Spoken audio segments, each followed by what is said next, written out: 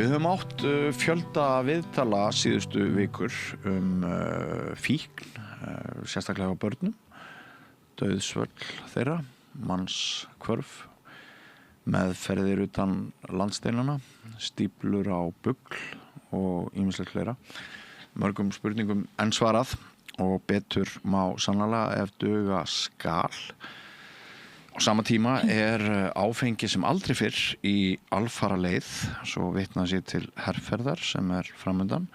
Áfengi stærsta vímuvandamálið þótt við þessi fullorðnu reynum ofta að gjóa augunum á það sem við köllum dóp og hristum höfuðið. Og það nú samt þannig að áfengi eitt helsta meinið. Og Valgerður Rúnarsdóttir, yfirlæknir SÁÁ, komin hingað til okkar að ræða þessi mál við Rauðaborðið. Vertu velkomin, Valgerður. Takk hérlega fyrir að bjóða mér. Og gleðilegt ár. Já, gleðilegt árið. Sko, við erum fámennt land. En fíkn nú hér nokkuð algeng. Og við tókum fyrir jól viðtal við móður og son hennar sem var 13 ára þegar hann fór í meðferð út í Hollandi og mamman seldi húsitt til að reyna að bjarga lífi barnsins því stundum snýst þetta bara með beinum hættu líf og dauða eins og við þekkjum af dauðsföllum sem verða meðal barna og það var nú svona eins og hverjunu tilviljun eiginlega að hún fekk endurgreitt og fekk upplýsingar það að hún ætti rétt á endurgreiðslu og síðan hef ég svona verið að ræða við fólk svolítið þennan heim og það svona ein spurning sem ég langar til þess að byrja á sem að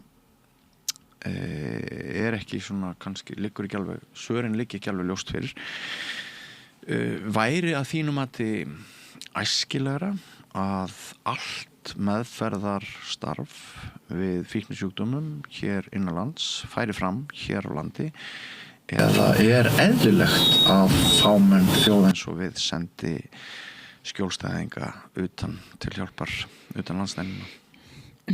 Ég held að það geti alveg verið hægt að rökstyðja hvoru tveggja.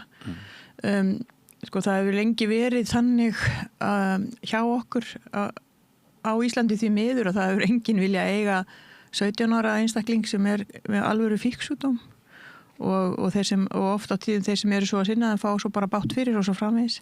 Það hefur verið svolítið svo lýsi gegnum tíðina. En þegar að börn í vanda og kannski líka í vímuefnaneyslu eða fíkniefnaneyslu að þá oft eins og staðan núna, það oft flókið vandi, það oft önnur vandamál samhliða. En fíksjúkdómurinn einn og sér og sjálfur, hann auðvitað líka alveg nógu alvarlegur til þess að vera lífsógnandi fyrir ungmenni líka.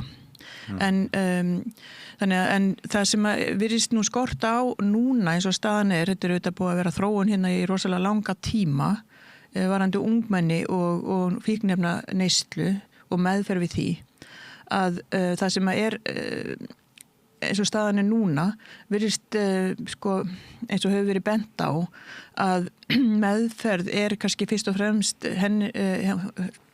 í höndum félagslegra úrræða en ekki inn í heilbrigðiskerfinu jafn öflugt eins og þetta einhvern veginn sett eins og núna, eins og ferlarnir kannski mikið hjá okkur í dag þannig að ennþá það þannig að mörg úrræði sem bæði börn og fullorðnir reyndar þurfa að fást ekki vegna þess að við komum líka neita vímuefni eða áfengis og það auðvitað ekki gott sko. Þetta einmitt gagnrýnt af sumum sko, getur ábugla að segja nei við ungmenni sem með geðrænan vanda sem ætti að kalla á bráðameðferð ef viðkomandi ungmenni að nota.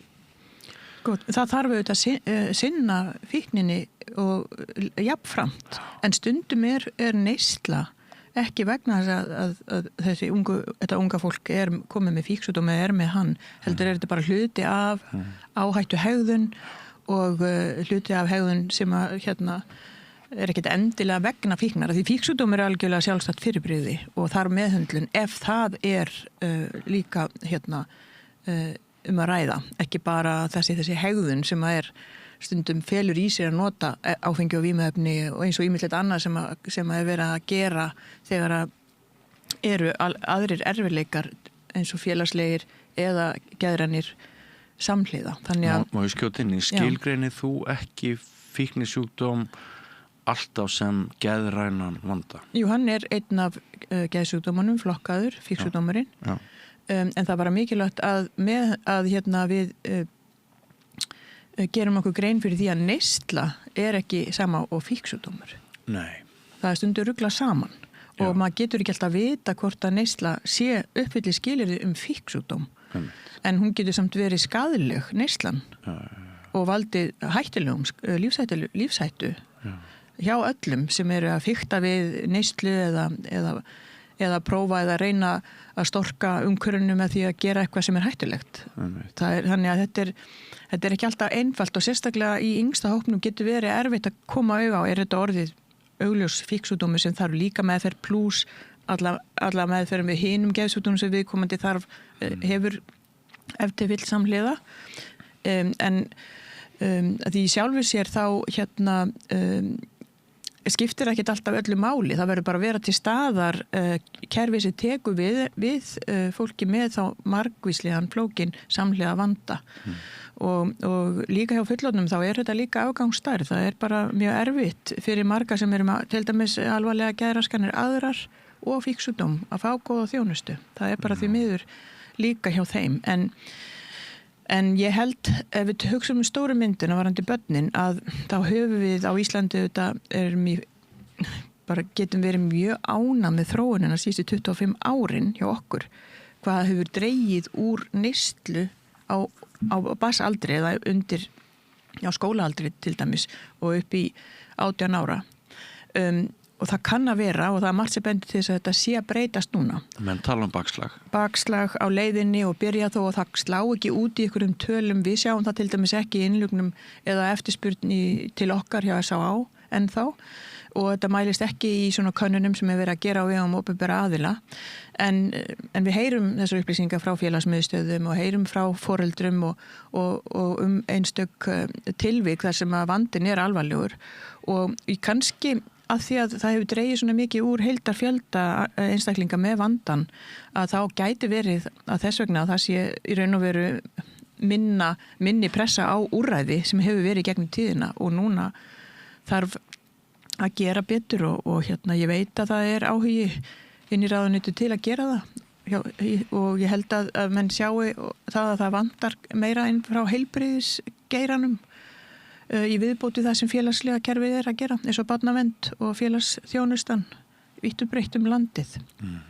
Ég fæ semst hvorki já nei frá þér við upp á spurningunni hvort við ættum að reyna að sinna öllu meðferðarstarfi hér innanlands eða hvort við ættum að einbeita okkur að því sem við þekkjum og erum góði og höfum mannafla til að sinna og værum bara með opinn kanal í gegnum sjúkratryggingar til þess að svari við þessu er það að það er ekki eins og þú drægir bara upp eitthvað eitt og þá getur þú vísað í akkurat í þetta úrræði í útlandi.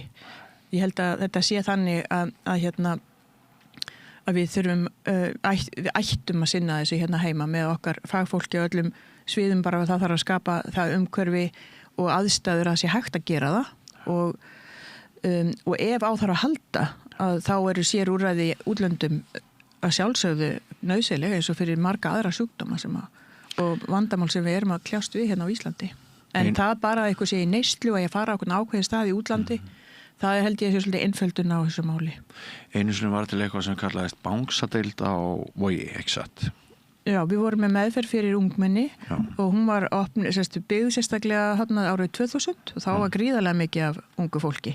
Þá komu bara 5% af strákum fyrir tvítugt á Vog, sko. Það er bara himinn og haf á milli sem er í dag. Þannig að það hefur dregið statt og stöðut þessari þörf. Þarna voruð með börn niður í hvað?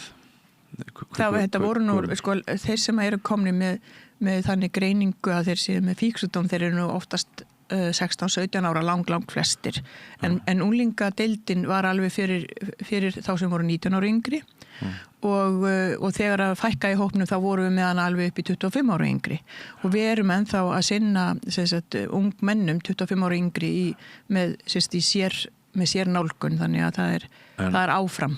Ekki Nói eða? Jú, í okkar hópmeðferðir er skipt eftir aldri og svo framvegis þannig að við erum ennþá með ungmennameðferð.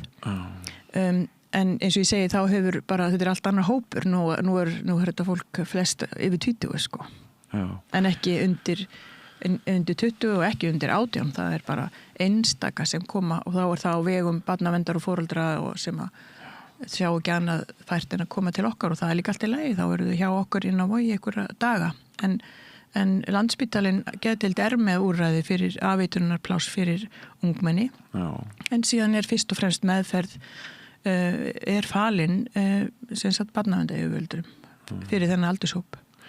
En mani það rétt að sko það hefur verið einhver samgangur eða blöndun ungra alkoholista eða fíkla á Vogi við fullorðið fólk og það hefur verið það hefur verið gagnrýnt á sínum tíma og menn hafi sem sagt hætt þessari blöndun yngstu og eldri. Þetta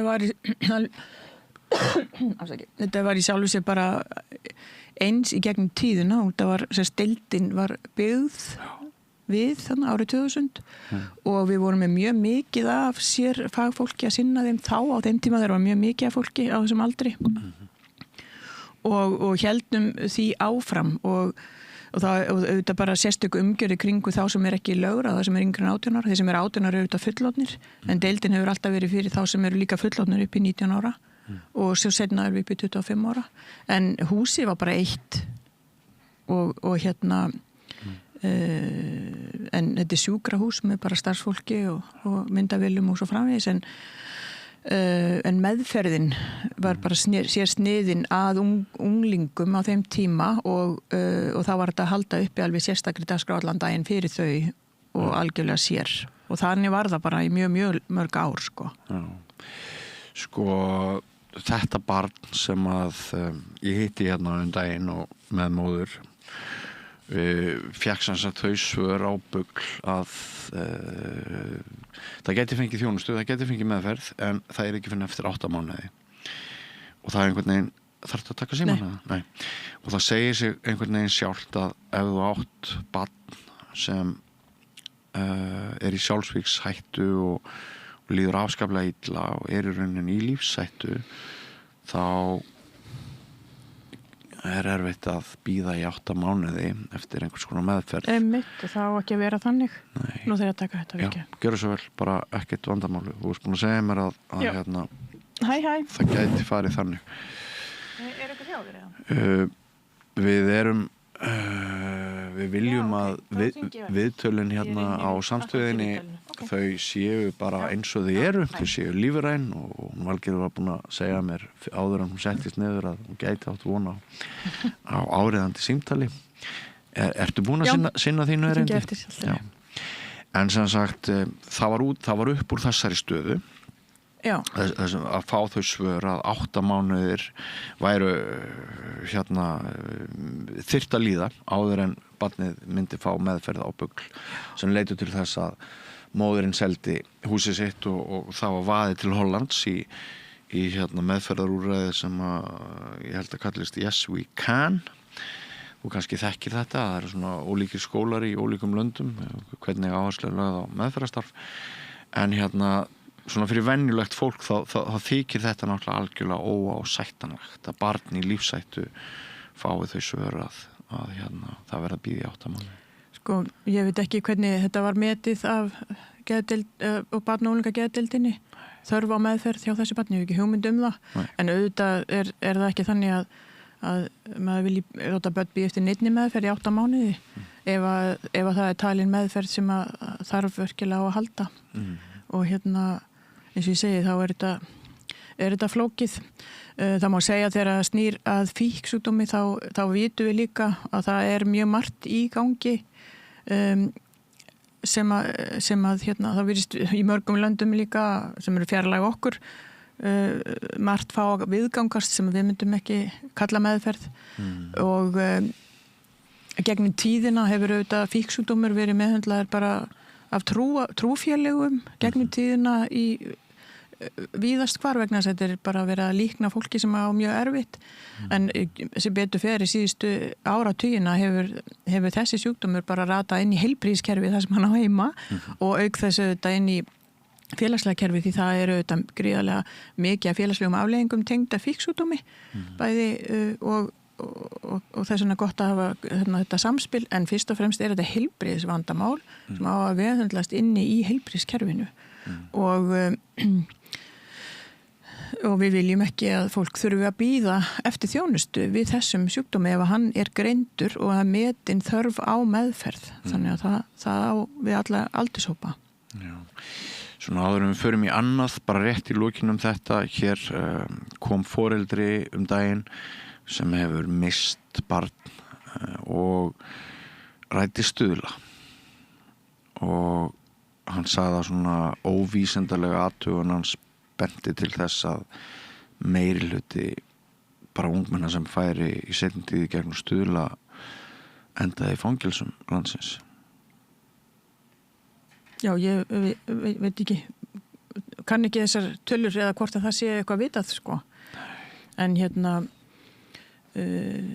stuðlar náttúrulega með tvennskonar, þetta er á vegum barnaverndarstofu eða barna- og fjölskyldustofu og þeir eru með neyðavistun sem er raunverulega bara að vera að taka börn úr umferða sem þau eru talið hættuleg sér fyrst og fremst og öðrum kannski líka og síðan er það meðferð sem að þeir reka. Þannig að þetta eru tvennskonar úrræði á stuðlum að minnstakosti eins og ég veit til og kannski eitthvað meira og svo eru þetta meðferð sem að barnavernd veitir heima í öllum sveitafélögum þar sem að félagsráðgjafi og barnaverndarfulltrúar eru að styðja við fjölskyldur að takast á við erfið mál heima fyrir sem eru auðvitað mjög góð leið en öll meðferðarúrræðin sem voru árum áður út all land, svona heimili, þau eru meira og minna bara öll farin, sko. Já. Var það af hverju? Ég held að það sé bara fyrst og fremst vegna þess að það var bara ekki þörf á þeim lengur eins og ég var að segja að það hefur dregið svo gríðarlega mikið úr fjölda barna í neyslu. En eftir situr að það eru börn í neyslu og það eru börn þarna sem eru greinilega að þróa með sér fíksjúkdóm sem er alveg hægt að greina þegar börn eru 16-17 ára hjá mörgum hverjum sem að þurfa meðferð og það eins og staðan er í dag þá stendur það svolítið út af. Foreldra barna á stuðlum gagnrýna lausatök. Þau segja að það er kannski ísferð eða eitthvað og þá eru hæg heimatökin fyrir ungmennin að kaupa sér efni eða eitthvað. Sko, ég hefur náttúrulega ekkert að segja stuðla í sjálfu sér. Nei, en ég ætlaði að koma að því, sko, að sumir segja að það þarf bara einhvern veginn að vera meira utanumhald, það þurfa að vera strangar reglur. Er það ykkar saga á Vogi að það sé svona meiri, hvað maður að segja, að þeir sem þar leita sér aðstoðar séu að sé meiri vandi að þeir séu að reyna að nota á meðan þeir eru í meðferð. Sko, við höfum farið bara akkurat öfuga leið í stað þess að þrengja að og setja fleiri reglur, þá höfum við bara opnað og sett minni reglur. Vegna þess að og ég held að það eigi líka við þegar er meðferð á ungmennum leið og þrengir að einhverjum þá byrjuð líka til í sumum tilvikum bara uppreist á móti og þannig að þetta er vandmið farið að fá samstarfsvilja bæði á fullorðnu fólki og líka hjá börnum og sérstaklega þeim en þú viltu auðvitað vernda þau fyrir hættum en það er kannski ekki sama eins og ég bara að loka þau inni og loka öllum samskiptum, þetta er ekki einfalt mál og hvað á að gera, setja börn, loka þau inni þannig til að vera 18 og svo hvað. Þannig að þú ert væntanlega vilt vinna með einstaklingnum bara áhugahvötum, bara eigin ábyrgð og hvað fólk vil gera í lífinu bara þetta venjulega, að reyna að fá fólk til þess að ná svona andlegum og geðrænum bata en ekki bara að passa að gera ekki eitthvað sem að fullorðnum finnst að megi ekki gera eða öllum kannski. Þannig að það er alls ekki þannig að að við þykjumst alltaf að vera eitthvað að stjórna fólki. Ef fólk er óska eftir aðstoð þá færi það hana og getur komið í meðferð til okkar til að gera það.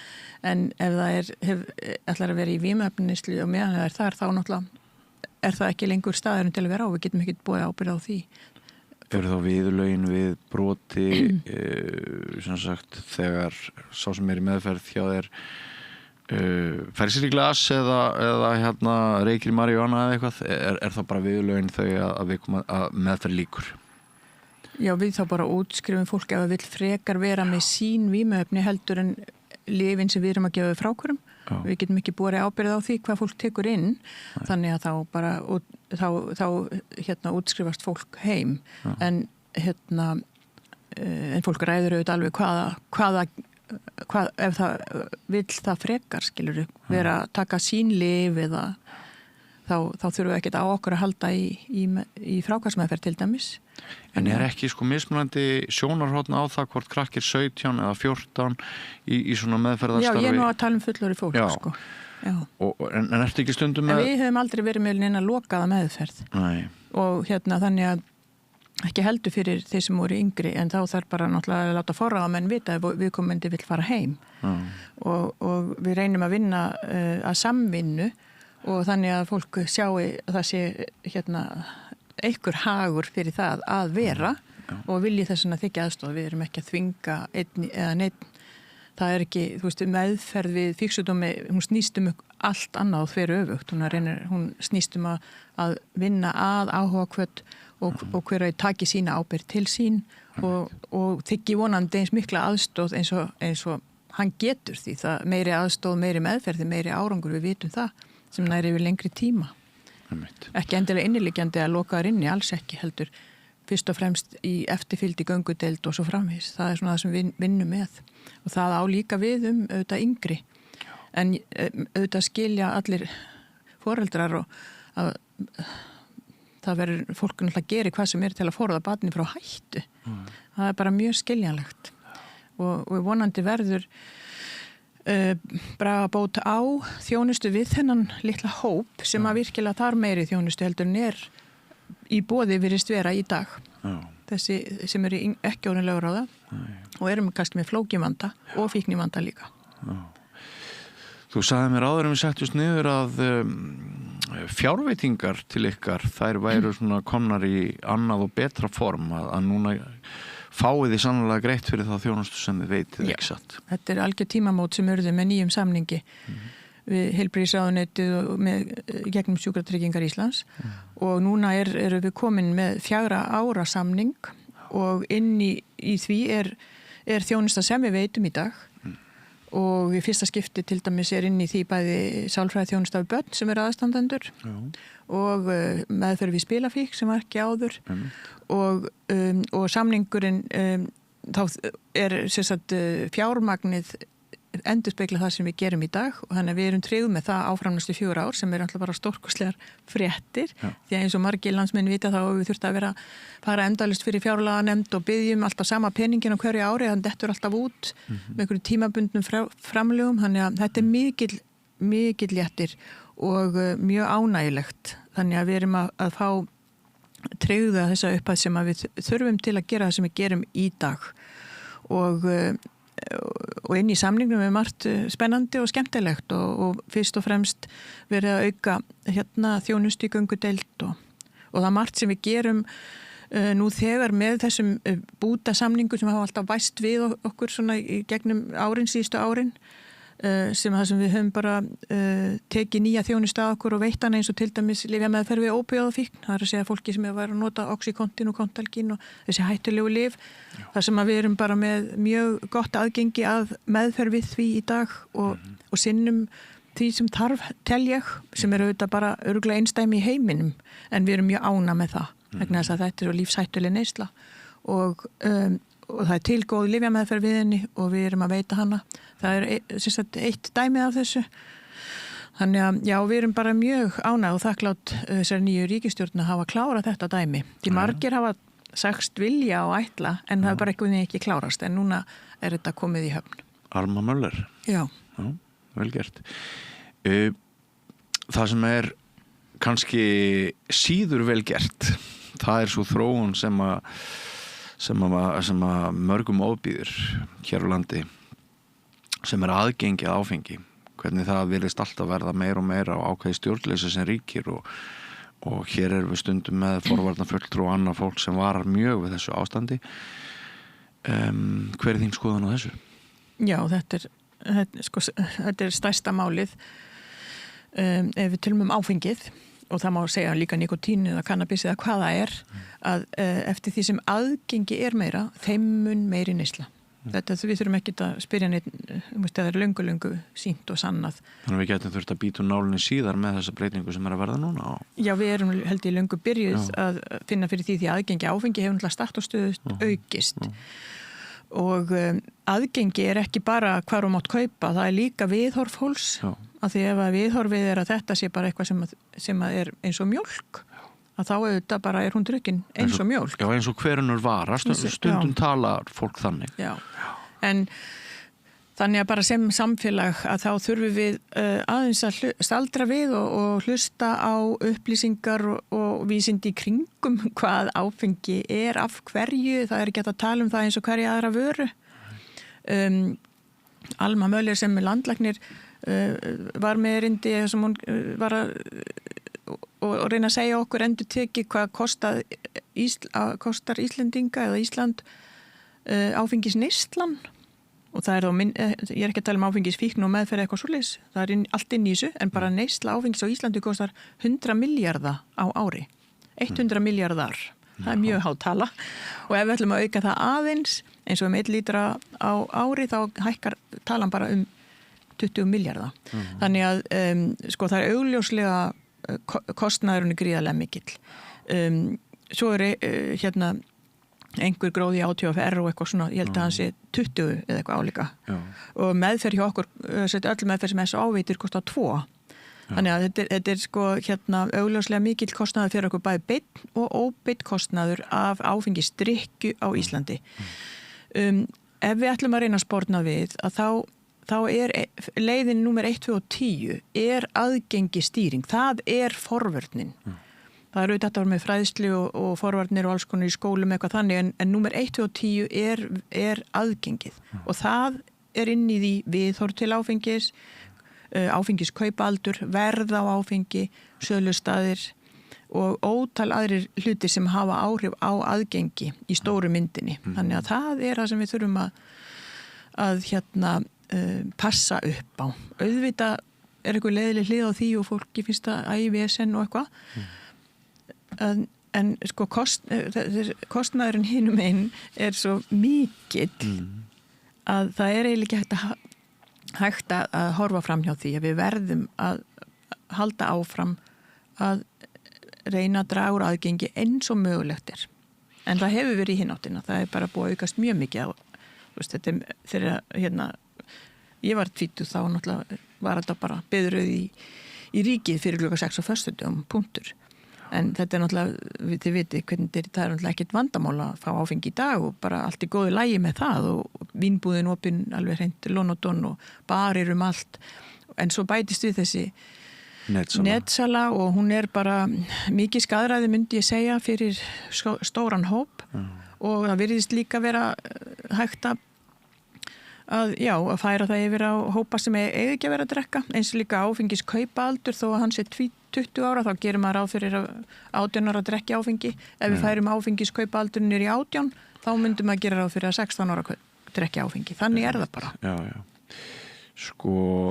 maður les skoðanapistla fólk sem að við eigum bara sjálf að hafa rétt til þess að fara til helvítis að ríkið eigi ekki að grípa inn í það og við eigum bara sjálf að geta pantað okkur bús og drukkið okkur til dauða ef okkur sýnist sem svo en á sama tíma þurfum við að nota bílbelti samkvæmt lögum þannig að þetta svona líðheilsumálin það verið að reyna að stýra einhverju sem hefur að því það betra fyrir heildina ekki fyrir einstaklingin en ég 100% sammála því að fólk ber bara ábyrgð á sjálfu sér og hvað ákvarðana tekur og ef að til dæmis fólk með vanda af áfengisneyslu þá það bara alveg 100% ábyrgð þeirra að taka ákvörðun hvort að vilji leita sér aðstoða við því eða ekki eins og með aðra sjúkdóma sem þú kannt að hafa ef þú ætlar ekki að sinna sykursýkinu og bara halda áfram að eyðileggja þér aðarnar og bara deyja úr afleiðingum af sykursýki þá það honum í sjálfsvald sett að gera það hins vegar þegar að fólk orðivíkt af áfengisfíkna þá því auðvitað ekki sjálfrátt með margt en samt sem áður að þá þarf bara að vera í boði þjónusta til að takast á við það en ábyrgðin verður alltaf að vera einstaklingnum að þiggja hana og þannig að það bara eins og með aðra sjúkdóma ekkert öðru vísi en áfengisneysla svolítið annað heldur en bara eins og bara samtal mjólk sko. Þetta bara áhrifin svo gríðarlega mikil, þau mjög mikil á unga heila áhrif á minni, áhrif á einbeitingu svefn og allt þetta þetta hefur líka mjög mikil áhrif á fullorðna og við erum að sjá náttúrulega mikla breytingar á þeim sem hafa komið til okkar í meðferð síðustu við skulum segja 30 ára núna að fyrir 30 árum þá var svona 15% þeim sem komu með áfengisfíkn og Vog voru að drekka svona flesta daga vikunar eitthvað, þú veist, 4 sinnum í viku eða fá sér eitthvað en núna það 70% af þeim sem koma með áfengisfíkn að drekka minnst okkur eitthvað 4 daga í viku 4 kvöldi í viku eitthvað áfengi, þetta svona nærði að vera dagdrykkja þetta gríðarlega mikið breyting á munstri og við sjáum það bara á Vogi, þetta breyting á munstrinu en það sem að spítalinn sér og heilbrigðiskerfið okkar og félagslega kerfið okkar sér afleiðingarnar af þessu sjöföldun á lifrartengdum áfengistengdum lifrarsjúkdómum og fólk að koma með líffæra skemmdir og þá í fyrsta skipti að koma í meðferð við áfengisfíkn af því að þetta orðið einhvern veginn ekki sama viðhorf kannski til þess að áfengisfíknar eins og var við þurfum einhvern veginn að hressa upp á sýnina sem við höfðum kannski meiri áður held ég að áfengisfík sé vandi sem þarf að sérhafa meðferð við og hann bara ekki út af einhverju einu eða eitthvað svona, þetta bara sjálfstæði vandi sem kemur út af mörgu og þann þarf inngrip og meðferð við honum. Sko í mínum huga sagan aðeins að breytast hér innanlands sem sögðu þetta var svona að örfáir kæmu óorði á brennivinnið þeir sem yrðu alkar það lá svolítið í loftinu en sko í seinni tíð þá hefur samfélagið vaknað upp við þannig vonda draum til dæmis að fullorðið fólk, eldri borgarar bara mjög sláandi að bæði heyra reynslusögur og svona fylgjast með því og sjá það út undan sér að margt fólk á miðjum aldri eða eldra fólk það verið drekka vegna einhvers einmannaleika eða líður ekki nógu vel og svona. Já, fólk kannski að nota þetta sem svona einhvers konar lyf eða fríþægingu ekkert endilega með fíksjúkdóminn en kannski að komast í vandræði með áfengisdrykki á seinni árum vegna ýmis konar að því þetta einhvern veginn selt sem einhvers konar huggun eða þetta allir sem að fá sér og þetta aðgengilegra og auðvitað finnuru deyfingu við að nota þetta og svo framvegis þannig að þetta alveg rétt, þetta miklu, miklu stærri vandi heldur eingöngu meðal þeirra sem að drekka áfengi í áfengisfíkn þó þessu auðvitað líka valdir af mjög miklum hluta af þessum kostnaðu öllum vandræðum þá er dæmi miklu, miklu stærra allir aðstandendur og svo almenn bara áfengisdrykkja sem ekkit endilega greint sem áfengisfíkn. Nei, og svo gengur læknasamfélagið alltaf lengra og lengra ESB fyrir ári eða 2 ég manna það ekki gaf út í rauninni ný viðmið skaðsemi áfengis það ekkert til sem að heitir jákvæð áfengisneysla lengur eða holl? Það er vist aldrei hollt. Nei, það er en sko aldrei hollt. auðvitað er rosalega lítið óhollt að drekka mjög lítið áfengi sko. Það er bara eins og margt sem við gerum gerum að það því að svona ekkit rosa óhollt en við gerum smá af því smá sykur og svona, sko, alls konar hlutir og svo mengun og hlutir sem að við bara, en það er aldrei hollt, þannig að maður er ekki að missa af neinu sem er mjög gott, ef maður tekur ákvörðun að sleppa áfenginu, þá er maður alltaf í plús þannig að það er engin góð áhrif á heilsuna af áfenginu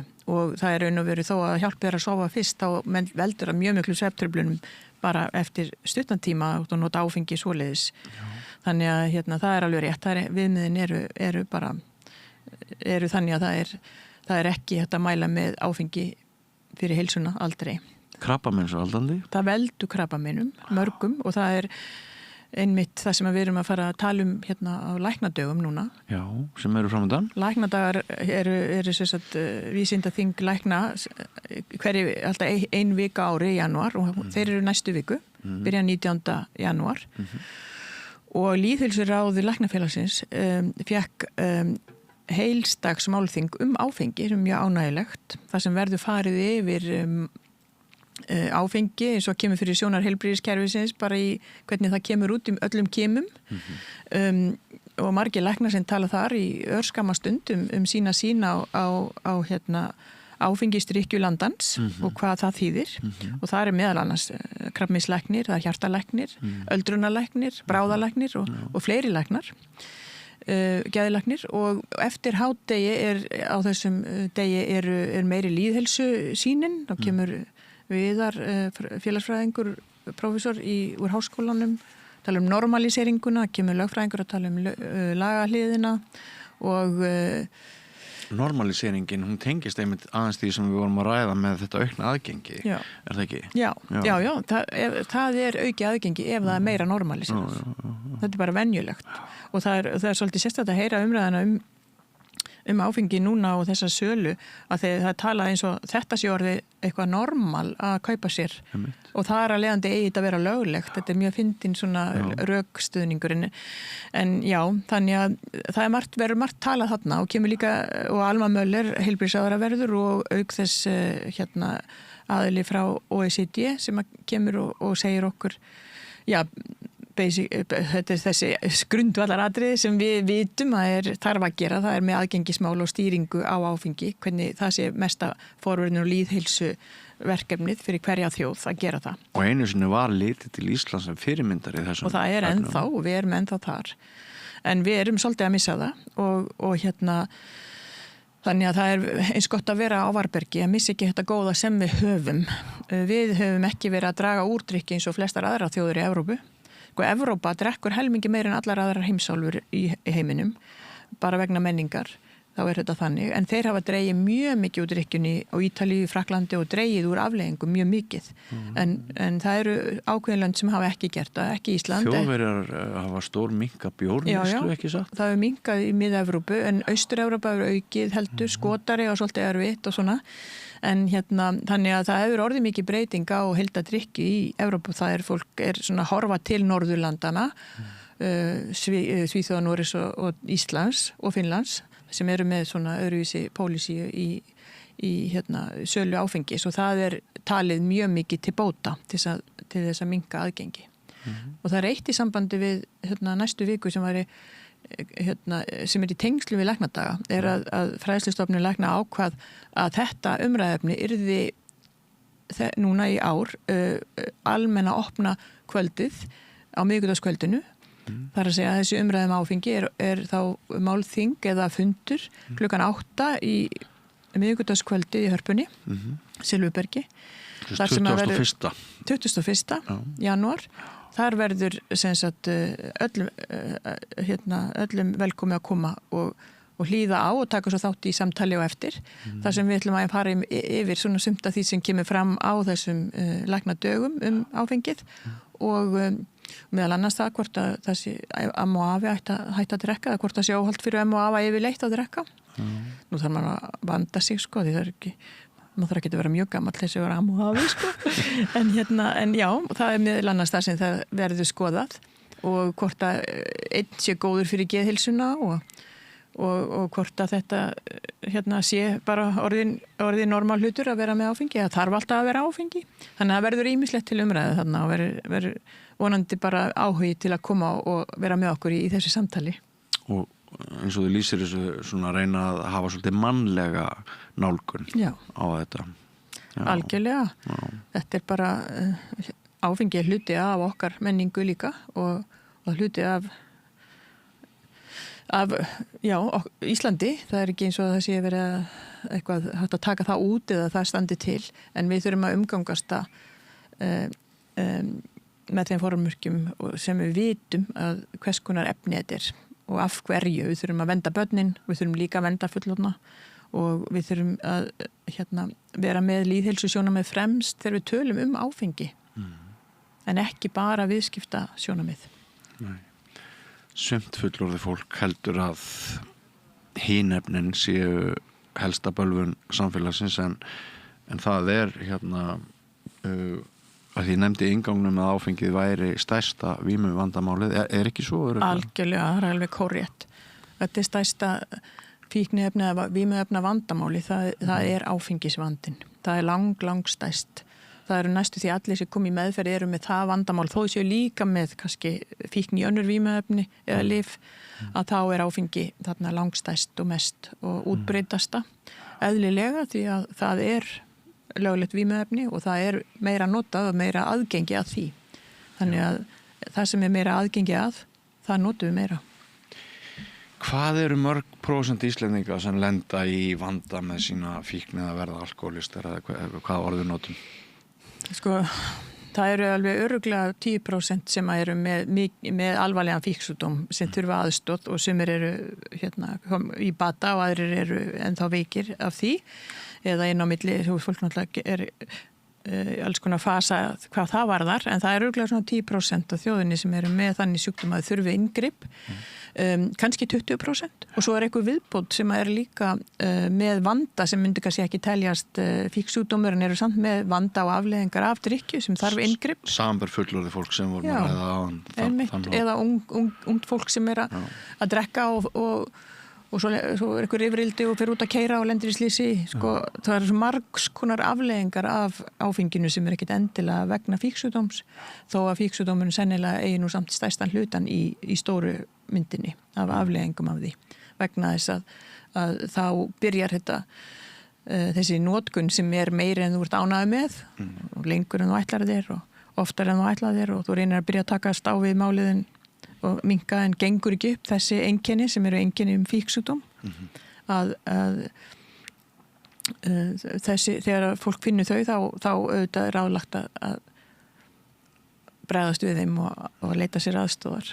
En ef við horfum á 20% þá eru það 80.000 Íslendingar, það nánast hver einasta fjölskylda sem þetta snertir okkur flest. Og það liggur svo sem mismunandi í fjölskyldum sem eru undirlagðar og það minna, af því að þetta líka það bundin áhætta til að fá þessa breytingu sem veldur fíksjúkdómi. Þannig að þetta snertir held ég flesta fjölskyldur beint og óbeint. Þannig að ég held að mjög margir þekki það og flestir séu á því máli að vilja halda þessu í eins litlum vandamálum og mögulegt en þeir eru hávarast í sjálfsagt sem að vilja selja vöruna. Það bara svo sem skiljanlegt frá þeirra sjónarhorni en við þurfum aðeins að verja okkur fyrir því. Hárrétt. Ég að fara að tala við geðlækni á miðvikudaginn og hann hefur komið hér áður til mín og hann segir nú að það sé kannski svolítið erfitt að setja fingur á hvað skapi alkohólisma en manni finnst það svona liggja í loftinu að því betur sem að Íslendingar eru í stakk búnir að vinna í sjálfum sér og svona því fleiri inngrip sem eru fyrr á lífsleiðinni þá ætti svona áfalla þátturinn sem kannski eitt af því sem að veldur alkohólisma að við ættum ekki að unnið okkur aðeins niður. Það ekki sammála því? Við vitum að áföll á barsaldri sérstaklega að þau valda aukningu á næstu því öllum sjúkdómum á fullorðinsaldri. krabbameinum, kransæðasjúkdómum og líka fíksjúkdómi. Þannig að það er gríðarlega mikilvægt að hugsa börnin eins og búið að gera svo sem á Íslandi núna með þessum farsaldalögum sem náttúrulega bara alveg hreint ótrúlega flott sýn og vonandi tekst okkur bara að fylgja því eftir.